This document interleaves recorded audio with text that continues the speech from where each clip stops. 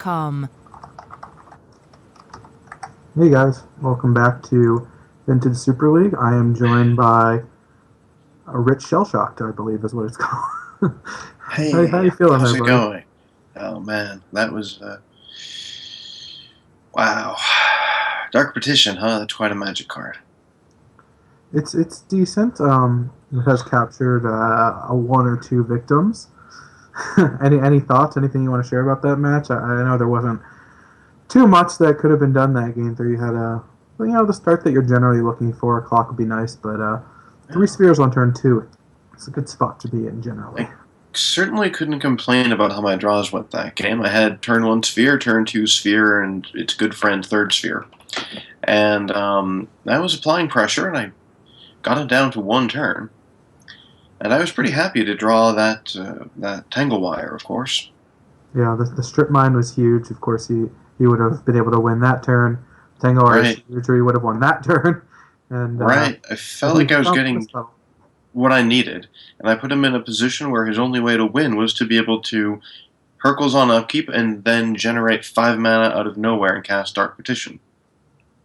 Yeah, no, he had everything set up ready to go to win for several turns, except you kind of had that perfect sequence of strip mine Tango Wire to really mess up his draw to the point where if he doesn't find something like Lotus Petal, um, that really sets him up. Although I guess at that point, even just a land, he had Ritual, Dark Petition, so that card's Oh, good. It's just demonic tutor at that point, and Yawgmoth's Will is it does some work.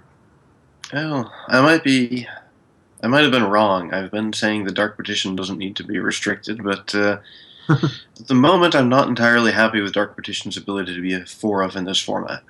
So That I is might have been wrong, and it's entirely possible that Dark Petition is actually too good. it's definitely good. I guess time will tell. Although the way things are going and the workshop draws that the Storm deck has been beating, it's, it's definitely impressive. It's I feel like the format is healthy when workshops are able to beat Storm pretty consistently. And I've seen, not just here, but in other matches in the league, where Storm decks were just able to overpower what Workshop was trying to do. And when a deck reasonably could be considered to have over a dozen hate cards for another deck, and that deck that's being hated is still able to take 40% of the matches, then I think that might be a problem. Yeah, I mean, we do have our storm decks. The sideboards are currently stacked against shops. I mean, we have people It has boarding to be, in though. 10 cards, so But it's what not else do you like need it's to board just against, right? You what's that? already have a favorable matchup against Dredge and a favorable matchup against blue decks. So really, all that's left is to throw a few graveyard hate spells, a few grids in your sideboard, and then throw the other 9 cards of beating workshops. Yeah. I mean, I agree. That's how I built my deck. So, It's the but right way that to being build said, it. it's not like it. Game one is tough. We've seen consistently the workshop deck has taken almost every game one. I think I was on the play once against Chris. No, I was on the draw. That was a different match. I was thinking, um, he lost one game on the play to me playing shops when he went turn one library. But we've seen shops win a lot of the game ones, and then after board just kind of struggle. It's tough because the threats are actually pretty weak. Like it takes a long time for Phyrexian Invokers to win the game. It does. Sicilian's hard to get down because you're so loaded up on sphere effects. It's just not easy, and you want to be using your wastelands and such whenever you can. So, It so getting does. those Now, big spells down quickly is tough. And once you give that storm deck enough time, and they're boarding in 5 lands to actually cast, a 2 mana spell that it costs 5 this game right. because 3 sphere effects. But that's just you just have enough time to do that, and despite being at Yeah. 1 life, you cast that Hercules Recall, and that just I takes you out. I agree, and I think Dark Petition's been a huge factor here too. Before Dark Petition, you'd need to assemble both the mechanism to bounce all of Workshop spells, usually Hercules, sometimes Rebuild. You'd also have to win in that one-turn window that you open up for yourself, and Dark Petition has made the Storm decks so much more consistent in their ability to take advantage of that one-turn window and win. Yeah, the Yawgmoth's will, just the ability to have so many on your deck is huge. That being said, we're about to see it again. We're running it All back. right. Scott-Vargas versus Chris Pikula. The die roll in game one is definitely a big one. It can be very tough for the before the Storm deck has access to all the Hercules recalls to necessarily compete. But it sounds like our match is ready, and let's go see what happens. Sounds good.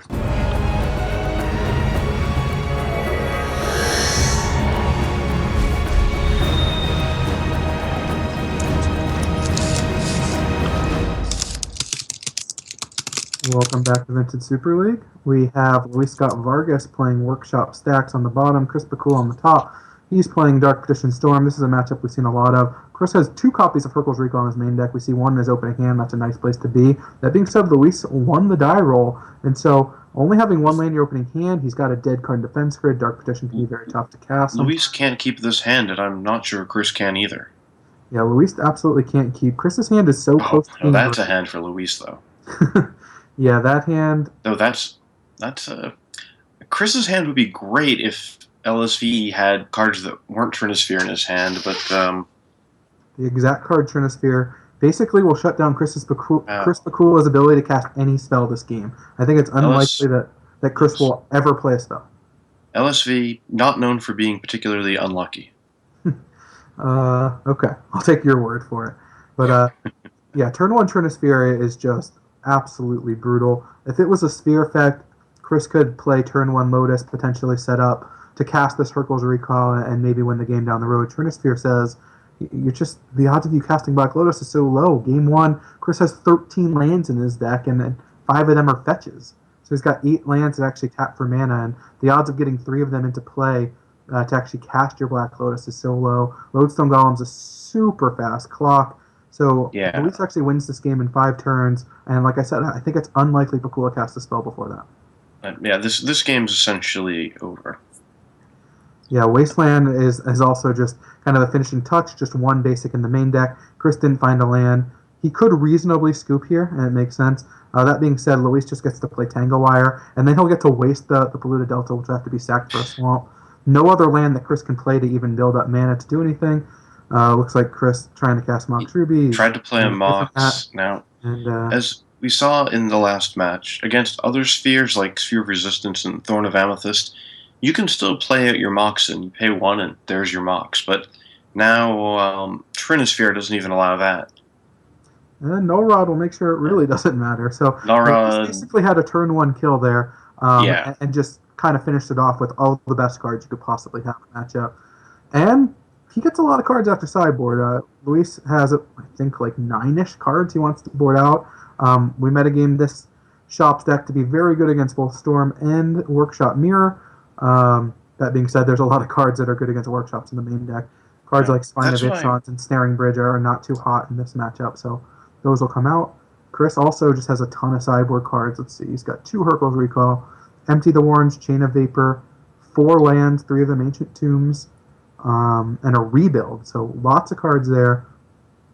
Well, Ensnaring Bridge is about as useful as a Supreme Verdict is in this matchup, so that's true. That probably has to go. So I have Mindbreak Trap, and I think if I had a Mindbreak Trap in Game 3, if I had ever drawn one, I would have won. Now, I had a Mindbreak Trap in my opening hand. That's actually true. A of all, you emptied your hand, which had all the threats, and B of all, it would have been hard to cast because Workshop's not going to cast it, and you had 3 spheres in play. Well, but when he Hercules me, I didn't have any spheres out. That's the beauty of that card. No, so, if you got Hercules, that changes everything. But that being said, he gets to, set up again. Maybe cast a discard spell. Know that Mindbreak Trap might be cast. But he was dead next turn because I would have killed him with Factories. Yeah. In that particular case, assuming that you had all the other cards beforehand. But, if you didn't have Tangle Wire, or if you didn't have the Strip Mine. So it really just depends on which card we're getting rid of. If it was an earlier, threat, maybe he has a few extra turns, etc., etc. It's hard to say. Yeah. No, it's very hard. I had one in my opening hand, but I didn't have a turn 1 sphere. Well, look at Luis' opening hand and tell me what you think of this. Keep that. He's got both play lines. I think He's his got, hand's great. He has 2 ley lines and a turn 1 sphere. That's a great hand. and Chris's hand also great. Chris's hand has Chris's hand does a lot of exciting things, and it looks like he's going to be able to set up a really powerful turn 2. He could have done a turn 2 Mind's Desire if LSV didn't have a sphere in his first turn, of course.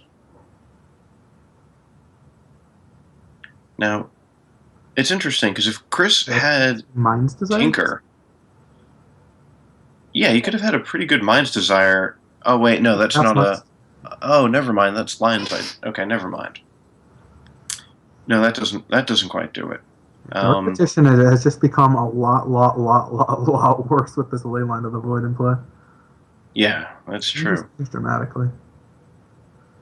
So Chris is just going to empty his hand before Luis has a chance to get a sphere effect into play. Do you agree with that? It's tough. That's a tough call. I think that's, well, it depends on what he's going to vamp for. So, yeah, what can he get here? I actually assume that he doesn't have Mind's Desire in his deck. We saw Webb board that out, and I'm pretty sure Chris boarded that out as well. It's a tough spell to set up, especially because you do want to cast your artifacts on turn 1 before the spheres shut you down. So Revoker's going to arrive here. That's interesting. Mm-hmm. Do you just vamp for Ancestral here, or do you see something more clever than that? I guess your hand's just not really doing anything. So I guess you could actually get a Necro out, couldn't you? You could get Lotus, play Lotus, put Dark Partition on the stack, hold priority, pop Lion's Eye Diamond, and sort of build your very own real Dark Petition by using Lion's Eye Diamond to get a Necro out. What was named Mana Crypt? Okay. He could have potentially named the Lion's Eye Diamond to shut off some of these explosive lines, but Mana Crypt is typically the much better card, especially. I like Mana Crypt. Naming Mana Crypt shuts 2 mana off your opponent's board. I think that's really good. Yeah. So, I don't know. The best line I can see here for Chris is to get a Necropotence out on his turn, which is pretty good. Yeah, it's great. He still has to beat multiple ley lines, though. Well, he does. Purple's Recall does not bounce them. Back in the day, Storm decks used to run Tinker for Blightsteel for just such an occasion, and I actually think that's a... I don't quite see why they're not running it these days. It gets around a lot of hate. And what did he get? He got Vampiric... it doesn't say. Okay. It says Vampiric Tutor went to the Exile Zone. It did. So he went for Ancestral. I would have preferred getting the Necro out, but we'll see what happens. Yeah, I'm definitely with you on that one. I like that line. I think it gives him a lot of potential avenues. So Chris's hand... I hand... like drawing 8 more than I like drawing 3. It's a lot better. So Chris's hand has... Oh wait, could he actually do that? Could he? Why not? He gets Lotus. Step was off? Oh, if he gets Lotus? Yeah, okay. Yes, exactly. Yeah. So Chris's hand has a 2 mana do nothing, a 3 mana do nothing, a 1 mana do nothing, and a 5 mana Diabolic Tutor in it currently. I don't know how likely Chris is to even be able to put together a hand that can win through both these ley lines. Yawgmoth's Will is dead. Dark Petition is mediocre at best. He's taking damage from this Mana Crypt too. Like I think he had to get Necro and just hope to win that turn kind of thing, because this is just he's getting bloodbath. I guess you can place Lotus Petal. That's kind of exciting. Not really. Yeah. 3 mana. No, I don't know. You're good. I don't know what he could draw here to win this game. I guess it could be Rebuild, and also something else. No, I don't think Chris has any outs. Yeah, he still would need to sack Lion's Eye Diamond to even cast Rebuild. He's a mana away. Now he's getting wired. Well, I guess. I don't know. Chris's best chance is LSV hitting F6 for, I don't know, some large number of turns, more than 4. Well, the Mana Crypt has been hitting Pikula too. 2 losses in a row there. That's a lot of damage. Can't cast anything. And there's... Chris left in more discard than I usually would if I were he. Yeah. He was on the Especially play. knowing that LSV has white ley lines in his sideboard. Yeah, let's see. He had so many cards to board in. Like I said, 2 Hercules, rebuild, 4 lands, Chain of Vapor. That's already, what, 8? Empty the Warrens is 9. Yeah, I don't see enough cards that you could possibly have Cabal Therapy in your deck right now. No. Maybe. I guess he has 2 Defense Grids main. Those can come out. Defense grid, not good in this matchup, no. So I don't know. Well, Luis can attack for 4 if he wants. That's true. If he doesn't draw a mana source, he might as well. Or he can just draw a strip mine. That's also a reasonable draw. I don't actually know if I would cast this Lodestone. Not that it matters at all, but It's neither here nor there. Well, that was, yeah, Shops is unbeatable. well, that was a pretty quick match. That was a pretty one-sided match. I'll admit, I was sort of hoping my match would look that way tonight. Looked slightly different, but It looked that way for a little while. It looked like you had a pretty good chance in all the games, honestly. But I can't complain about the draws. Storm's a powerful deck. You can just get the right draw, and I didn't know the prior week how close my matches were against Kai until I went back and watched the replay, and I saw that Kai was actually extremely close to getting me too. yeah. I think it's an interesting matchup to watch. People probably get sick of it just because we see it a lot. But if it's not a match that you see very often, I do think it's pretty intricate. Obviously, if you are, playing against Luis Scott-Vargas, he's the luckiest human alive, and that happens to you. We've all experienced that. We've all been Luis. It sucks. I know. I mean, a lot of the world is. I mean, that guy's in the Hall of Fame, despite all of his shortcomings. So, no. There's nothing you can really say about those draws. They were obviously fantastic. It's a tough matchup when that happens to you. I'll tell you that much. So Luis moves to 4-2, and Chris joins the scrum that we have from our first match. Kai, Tom, and Chris all at 2 and 4. They're locked to be at the bottom. How many people join them? Well, at least one more. Bob and Steve are both at 2 and 3 right now. I will hope to send Randy into the same bracket to make it a 5-way tie down there, but we'll see what happens. I think that this is probably the most lopsided matchup we've seen in VSL, with anti-Belcher Shops against Belcher. But, it's still, at the end of the day, it's vintage Magic, and I guess we're going to see what happens, huh? I'm looking forward to Belcher versus Stacks. It'll be a nice respite from Storm versus Stacks. That'll be get some diversity, get some variety in there. Yeah, we like to mix it up here. Absolutely. All right, so that'll be me versus Randy coming up next. All right, look forward to it.